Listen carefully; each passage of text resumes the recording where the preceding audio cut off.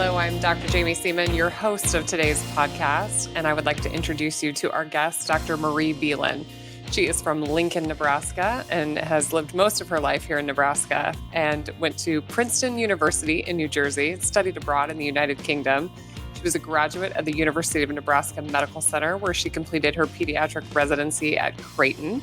She's also been in private practice at Village Point Pediatrics since 2009. Dr. Belin and her husband enjoy homeschooling their 4 children, ages 11 to 17, and she's very much involved in her local church, world travel, history, and all things British. I hope you enjoy today's episode. Tell us where you did your training. I went to Princeton undergrad and then to the University of Nebraska for medical school. Okay, and you're a pediatrician. I'm a pediatrician. Tell us why pediatrics. Did you always, obviously, if your road was like molecular genetics, like it wasn't peds. So where did that come in as a passion? Well, I'd always enjoyed kids. I, like most pediatricians, I love Disney. I love Sesame Street. There's like that childlike aspect to me that I never grew out of. But really it was, as I started to do rotations, second and third year, realizing I was just a really judgmental, unforgiving adult doctor. When adults would come in, so many of their problems in my mind were due to their own poor choices. And so Absolutely. I just realized I wouldn't want to come see me and have me blame them for smoking and eating too much sugar and all the things. And so I didn't want to be that kind of doctor who was essentially judging every single patient every single day. Interesting. Kids are completely different. They never want to be sick. You get them feeling like a teeny smidgen better and they are off playing outside and you kind of have to strap them down to help them heal. Yeah. And it's never their fault. And so I had all the sympathy, all the patience in the world for my patients when they were little. And it was kind of a no-brainer for me. And where'd you do your residency training at? In Omaha. Yeah. Okay. So University of Nebraska. Mm-hmm. Do you always want to be a generalist pediatrician? Did you ever think about specializing? Yeah, that I did. So if I hadn't gotten married and started having children, I think I probably would have done a subspecialty. But my husband and I got married my second year of medical school. And then we had my first son my last year of medical school. So I had him. Same thing. It is a journey. So I had him all through residency. I had this sweet little guy at home, just making me want to get off the 80-hour work week schedule as quickly as possible. Yeah. But I did really like general pediatrics as well. I think if I weren't a doctor, I'd probably be a teacher. I love getting to educate and kind of simplify what I've learned and communicate it well to others and have it be memorable for them and help them to not make the same mistakes I've made, different things like that. So I do really love it, but I also love being an expert, and general pediatrics, that's hard to do, especially working part-time like I do. So there are some things that, I just try to be very honest with my patients. If I can't keep up on that, you're going to want to go see a subspecialist for that, or even one of my partners, is much better at that than I am and reads the literature more. And so the idea of being really the expert in the world on something very much appealed to me. And you could only do that as a subspecialist. So I would have kept going. Yeah. What is harder in pediatrics, the patients or the patient's parents? I've always wondered. It's definitely the parents. There's so much good we can do as parents in influencing our kids, but they also take on all of our baggage too. And so most of the time when a kid is struggling in clinic, it's the fear of the parent that's being transferred. And so trying to calm the parent down and to help put things in perspective so that the child then can have a chance of getting through whatever we need to do. Yeah. Talk to me about your decision to be a mom. I know I kind of alluded to the fact that I had a baby when I was in medical school, ended up having 2 in residency, but I watched a lot of my peers. This is like a big, they're like, oh, I don't know. Is it the right time? And I think that's really hard as a doctor. Talk to me about your decision to be a mom, and did you specifically have that baby in medical school because you thought that was the right timing? I mean, for people listening who are kind of wondering about that. Yeah. He was very planned. All of them were very planned, except the first one I had outside of residency. That was like, oh wow, let's see what happens. What happens is I have a 4-month-old nursing every 2 hours, and I got pregnant again with my third. So that was exciting. No, but it was. What I always tell folks is having children is never convenient. You never have enough money. You're never ready, and you never have enough time.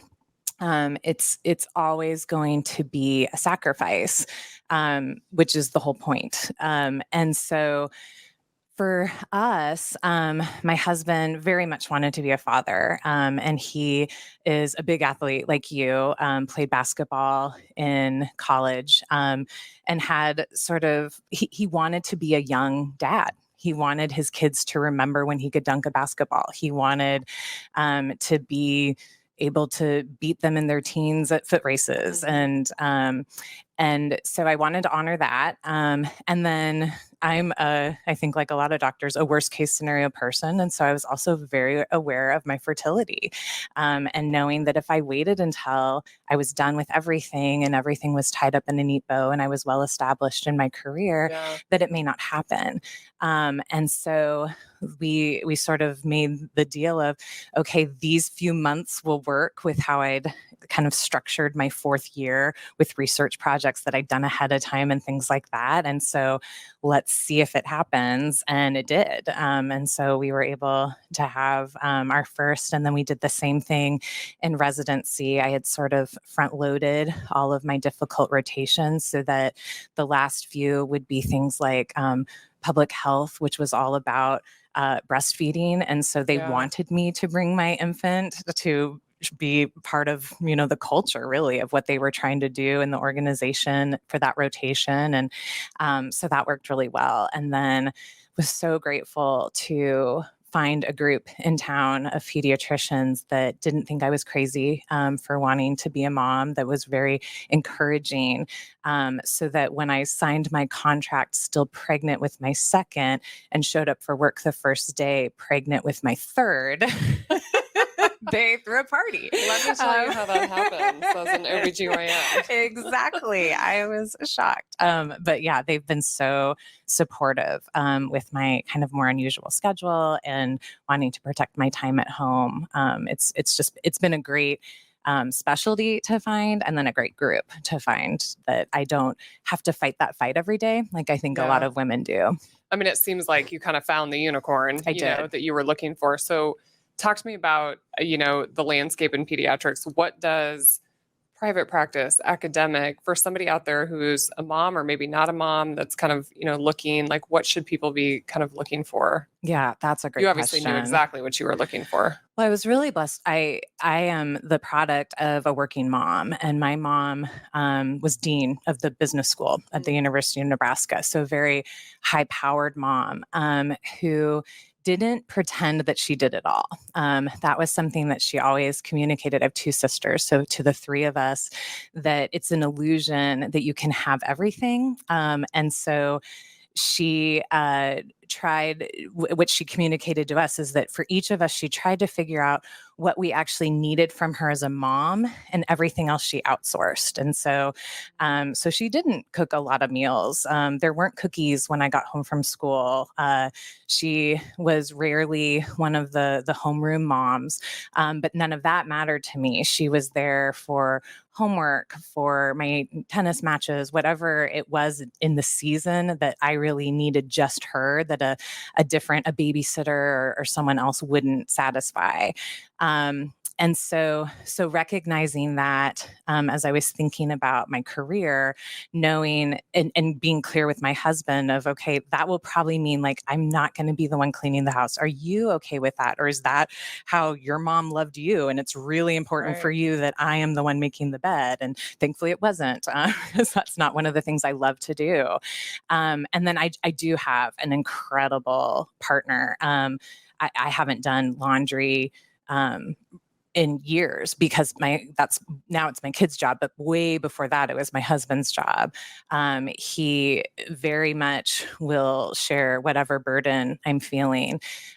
So as a woman, recognizing if you're going to be a mom, if you're going to be married, and you're going to have a career, there's going to be give and take. And so for me, it's give and take in the career. I am not famous. I am not maximizing my earning potential. I will not be a talking head on ABC News. Some of those things that I really probably longed for in my 20s. And I think 18-year-old Marie would sort of snicker and laugh at the smallness of my life. But 18-year-old Marie would not have the wisdom to recognize the depth that I have, the depth of joy that I have in this family, and my children and my husband and our community here is so much bigger than anything I could have achieved through fame. So in medical school, I remember kind of finding the women who were practicing. One was very open and honest. She was in academics and clearly communicated, this is 3 full-time jobs. Wow. I am a full-time grant writer. I am a full-time teacher, and I'm a full-time practitioner. And anyone that tells you differently isn't actually adding up the hours. Yeah. And I think a lot of men don't do that because they don't have to. They don't really think through how many hours are they actually working. But for whatever reason, I think because our mom hearts just tug us and with that guilt of, oh, I wasn't there when he took his first step, or I'm not going to be at the baseball game tonight. We keep tabs, and we are very aware of how many hours we're in the office.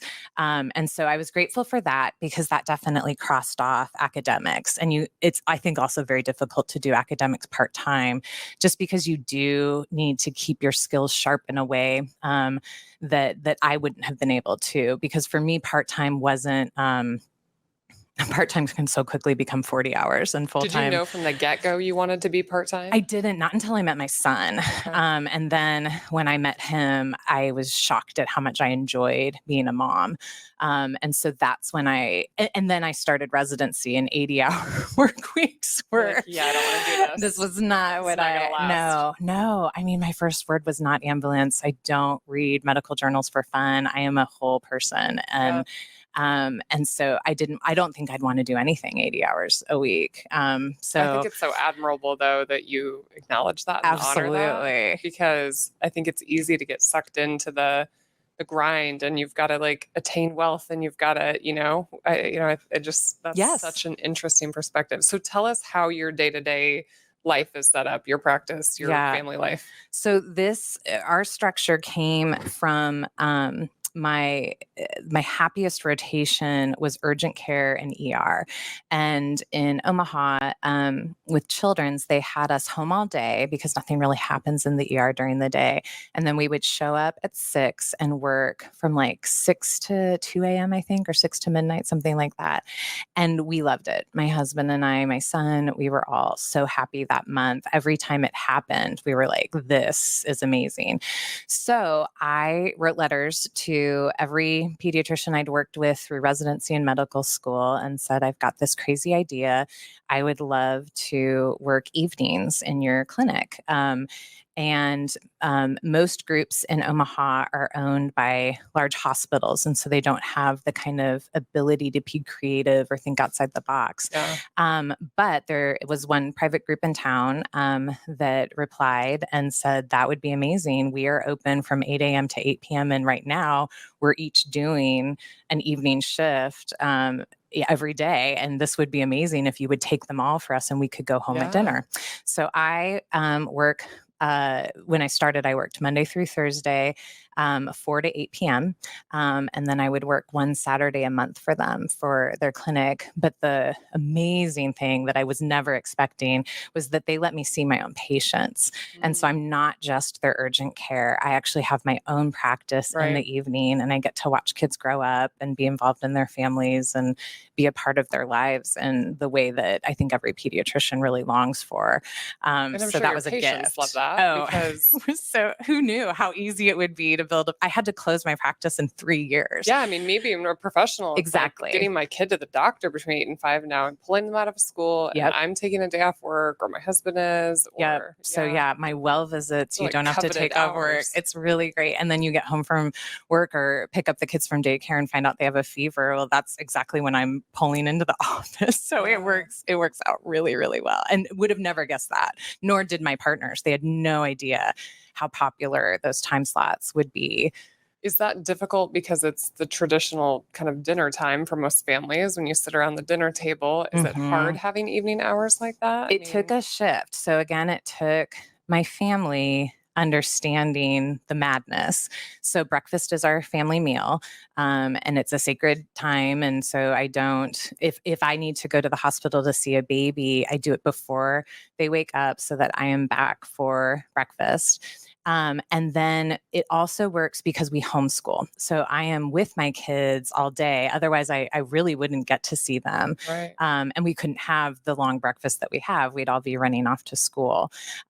So I'm with them all day. My husband, at the time that I finished my residency, also then chose to leave his crazy high-powered law firm and start working from home on his own. And so we were able to connect during the day as well. Wow. And then, so we just kind of flipped our day. So for them, dinner is kind of a no big deal. They may or may not eat it together depending on activities, which as they've gotten older, it makes so much sense because everything's in the evening. Yeah. So I don't know when we'd be together if we didn't do our breakfast. Oh yeah. I'm just thinking of my life. I've got 3 kids and they're at 3 practices in 3 different places. Yes. And we're constantly running in all directions. Yeah. It's hard to even get that family time. So it's been kind of this weird, crazy gift that we would have never guessed 20 years ago, or 15. But yeah, it's really built and it makes a ton of sense for us. Okay, so you homeschool during the day and then you're working 4 to 8 p.m. in the night. Do you just feel at 8 p.m. like you're just done? I mean, it sounds exhausting in my brain, but then I guess I probably work that many hours in clinic and at the hospital. Well, and I also always tell folks, like, I don't go to book club. Like I'm not in the PTA. Like I think a lot of moms underestimate again how many hours they're spending doing other things. But no, it's interesting. I'm done with my homeschool brain definitely at 3, and I'm very grateful that I'm leaving it behind as I start to prep and get ready for work. And I'm thrilled to be going to clinic because I'm going to be respected and listened to, and I get to use this totally different part of my brain. But then at 8, I'm really excited to get home again. So I do feel like I kind of have the best of both worlds, and we'll see what my kids say in therapy later. But I also feel like I'm a way better mom because they don't have 100% of me. I think I'd be too much, honestly. And that it makes me value the time that I'm with them because it is limited. I have I have an alarm clock that is going to go off, and I turn into a pumpkin when I go to work as far as they're concerned, and then vice versa at work. Yeah. Tell me about the choice to homeschool them. Yeah, that was also just this bizarre journey that I never would have imagined. It started with my husband. It was something he really felt strongly about. He'd met some families through his work as an attorney that he really admired and admired their children, and their children were all homeschooled. I was a public school Nebraska kid and had a great experience. I mean, it got me into Princeton and was fantastic. But I think as my son was getting closer and closer to school age, I was realizing my school doesn't exist anymore. And then again, just really enjoying him. I was shocked at how much I loved being with my son. And again, also the teacher in me, I really struggled to figure out, how do I interact with this little person without like reading to him and pointing out ducks. And I felt like as I played, I was really just teaching my kid. Yeah. And that's still true of me. We go on, educational trips and things like that. It was more just at preschool, I was like, nope, I want to do this. And so kept him home. And then same thing in kindergarten. And by then we had a curriculum I was so excited about, and just kind of kept going. And now he's going to graduate. this year. Wow. Yeah. So how many children? We have 4, 2 boys, 2 girls. And they're what ages? 11, 13. This is the hardest question I get asked all day. 11, 13, 15, 17. Okay. And you've homeschooled them since kindergarten? Since kindergarten. Yeah. So all Wow. of them, their whole lives so That's far. incredible. That's Yeah. incredible. How do they get social interaction? That's a great question too. That's also been a lifestyle choice. So we have intentionally picked a neighborhood where we don't feel like we've priced ourselves out of any friendships. So we have our best friends live on the same street. We live next door to my brother, which isn't as creepy as it sounds. They have 4 kids. We're both introverts. We will go days and days without seeing each other, but our kids will interact every day. Yeah. So we're on a street with 10 best friends that can play constantly. And then again, I married an athlete. So we've got some athletic kids. So they've got their sports teams. Yeah. My oldest, who's not super athletic, has been in robotics for almost his whole life. So it has not been an issue at all. You can tell they're homeschooled because they will talk to adults. Yeah. And they're very confident and interactive. So they come off weird, but I think in a good way that I think by the time they're 20 won't be as weird. So I'm an okay with it weird way. Yeah. Have you thought about the next stage when the youngest one graduates? Yes, I think about that a lot. I love being a mom, but again, there's nothing I'd want to do 100% with my life, including being a mom. So yeah, my husband and I love to travel. I've done some medical missions trips that have been amazing. Even just the ease of practicing without feeling divided, there's like a joy in that I get very excited about. Yeah. Of my patients getting my full brain and not forgetting. I feel such guilt when someone walks in and I'm like, yeah, who are you again? And it kills me. I don't want to be that kind of a doctor. So to not be so divided is, I look forward to that too. Tell me about your medical missions. Did you take the family with you? Was it just you? This most recent time we did. So we started out, I feel like my husband is the instigator of anything I do that is outside the box. He's there to push my limits, and it's been a great blessing these last 20 years, but sometimes a challenge. So he really got a heart for Syrian refugees. It was so random, but so wonderful. And we went to Lebanon and Jordan to see the conditions of the refugee settlements, I guess you could call them, tent villages. And it was 90% women and children. Wow. Most of the men were either killed or had been forced to serve in the Syrian war in some way. And so just how could I not respond? All of these children. And so there were amazing things happening, especially in Lebanon.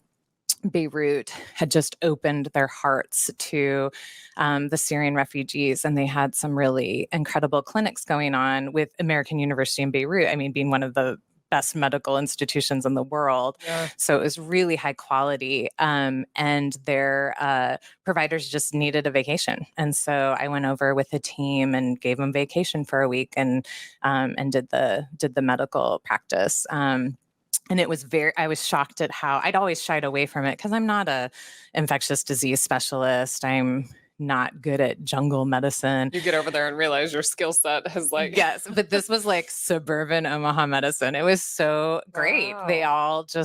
Because Syrians, most of them they were like dentists and lawyers whose homes were blown up. They were not living in villages. Right. And so their kids were the same way. They had earaches and allergies and just all the normal stuff. And we're having nightmares, unexpectedly. And so being able to talk through all of the things that I deal with here all the time on anxiety and post-traumatic stress disorder and their source of trauma, it was far greater. I mean, you should never compare trauma, but their source of trauma was very violent in ways that my Omaha kids aren't, but it's still the same therapies, same interventions. And so that was really satisfying. So I did that a couple of times. And then most recently, we just got back, actually a couple of weeks ago, the whole family went and we did a clinic in Uganda. And so the boys helped at a school doing a construction project, but the girls and I saw over 1,300 patients. My girls took vital signs and filled out the demographic information for all these patients. And that was just an incredible joy to get to help out in that way, but also to see my girls stepping in and working with me and kind of seeing behind the curtain of, oh, this is why mom leaves. Do any of the children have a desire to pursue medicine? I think one. Yeah, I think my youngest, she's a smart cookie in the sort of again, outside the box thinker. She has this great idea. We'll see if AI interferes, but she's like, I could be a radiologist and read radiology reports in China from home while they're sleeping and then go, I'm like, that's a great idea, friend. You're wise. She's got an entrepreneurial mind. Exactly. Yes. Exactly. Yes, that's important. What other travel do you do with the kids besides the mission? I mean, do you guys make that a priority? We do. Yeah, we absolutely do. It's one of the joys of why we've continued homeschooling, that we can pick up in October and go to a random place where there are no crowds. It's almost always related to what we've been studying. So after we finished studying World War I and World War II, we went to Europe and went to all the battlefields and saw sites there. After we'd studied Inca tribes, we went to Ecuador. So we try to kind of pair things up like that. Interesting. Yeah, it's super fun. I hope my kids like it. I love it. That's amazing. Like real world field trips. Yeah, exactly. Yeah. That's exactly what we try to do. My kids are going to like the apple orchard. We do that too, though. Yeah. That's also fun. What time do you get to be alone? What do you do to take care of yourself and unplug from part-time pediatrics and mob life and being a teacher? Yeah, no, I need it. I am a huge introvert. So I have to store it up each day. I was aware of that weakness, if you can call it that, very early on. And so needed to sort of train the kids to not need me all the time. My goal was to kind of raise them so that I don't have a job anymore. And we're sort of there. So they cook all the meals, which I miss, but it needed to happen. I love cooking, but I wouldn't have any time alone if they weren't doing meal prep for me. And then I never got rid of quiet time in the afternoon. So even when my kids outgrew nap time from 2 to 4, I maintained it as quiet time.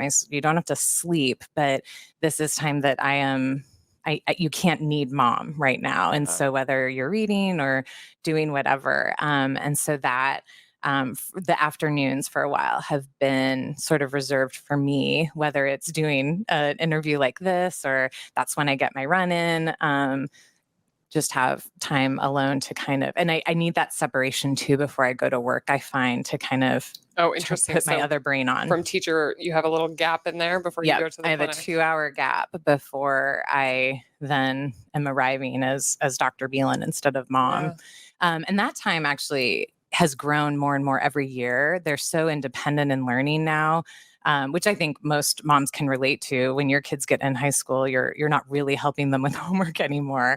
And my kids are the same way. They've just they've been taught how to teach themselves. And then we do some online courses for some of the harder things like AP chemistry or whatever. They have an online instructor, but they're very independent. And so that gives me, this year I've felt it dramatically this fall. I do find myself with hours of like, wait, why am I not frantic? I should be doing something. What am I missing? But they're just growing up. What an incredible thing.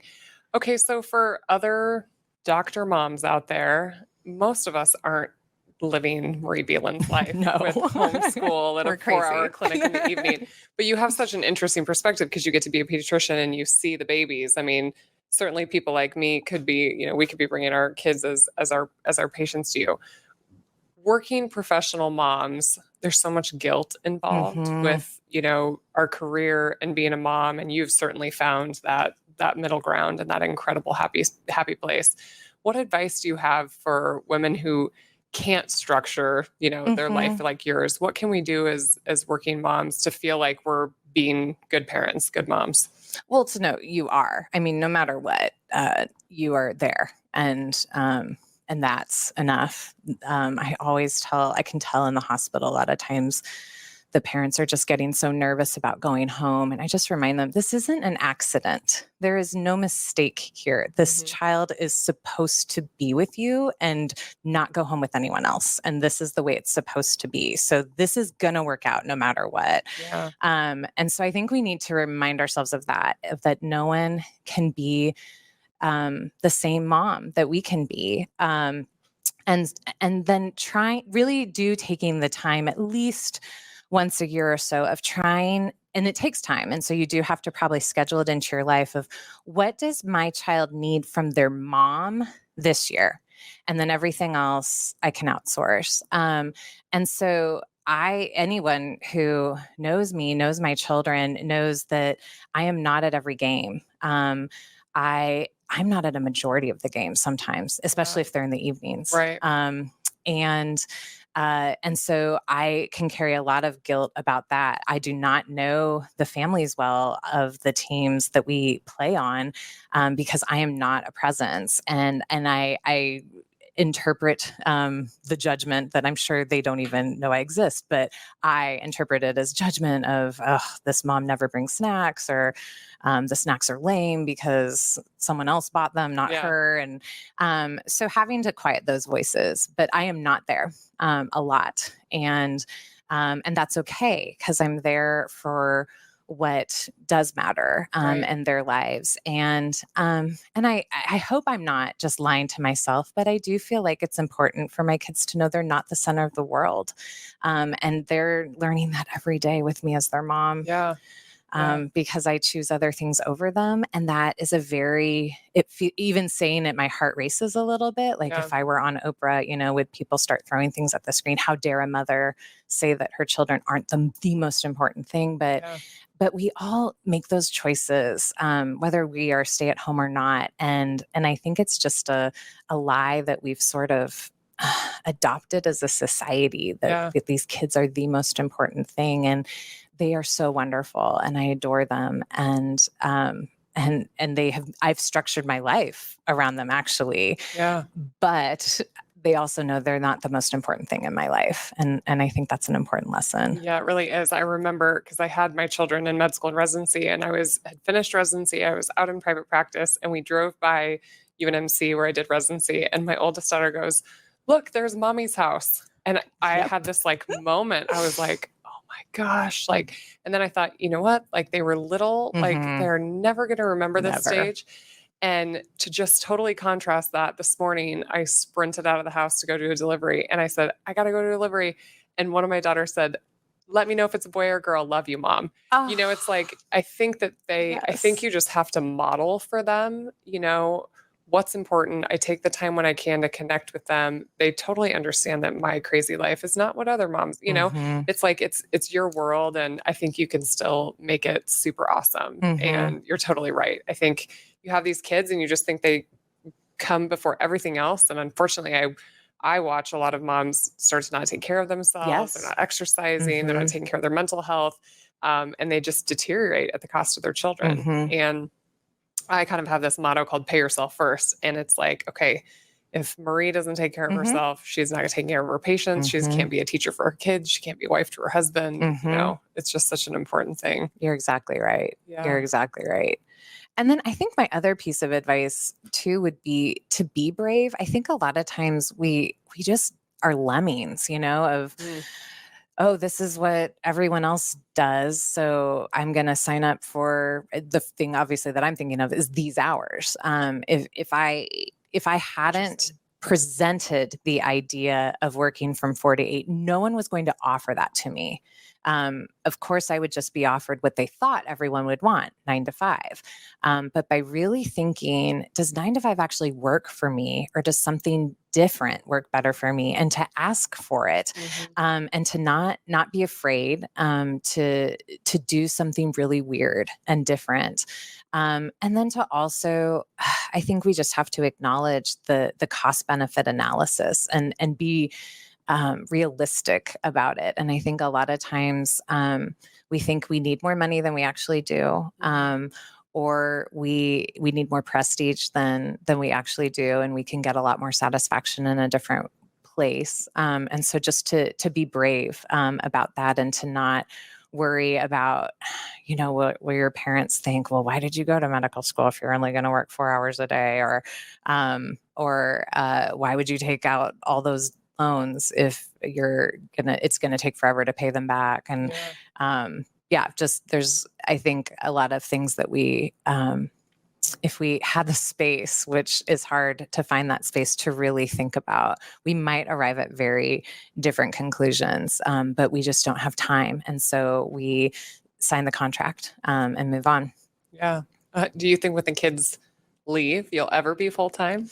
Or have you really I don't found this rhythm that works? Yeah, I love this rhythm, and there's other youngsters in my life, young being 20 somethings, that I really love getting to pour into them, and meeting with them, and meeting them where they're at in their lives. But I will very much enjoy having more time to spend with some of those young moms, young single women, just starting out and trying to figure out all this crazy stuff. So as long as people like that still want to meet with me, I don't think I ever will.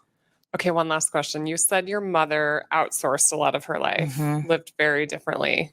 It seems like, do you outsource? I mean, you can't possibly do everything. No, I do not do everything. No.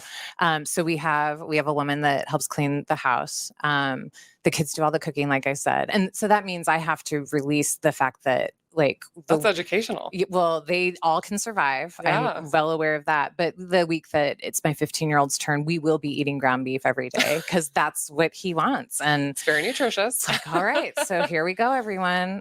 Put on your smiles. And so, if someone's coming over, and I have to, again, fight that embarrassment of they might go home and tell their kids that we just had ground beef with salt. And that's what we had at the Belin's house. It's like that. It reflects on me, but oh well. I can't win everything.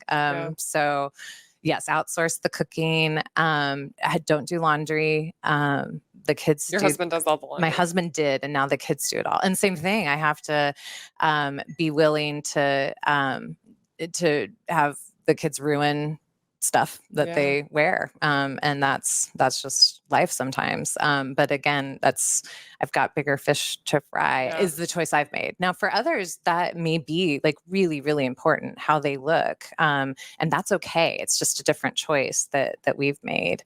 I'm trying to think. There's just a million things.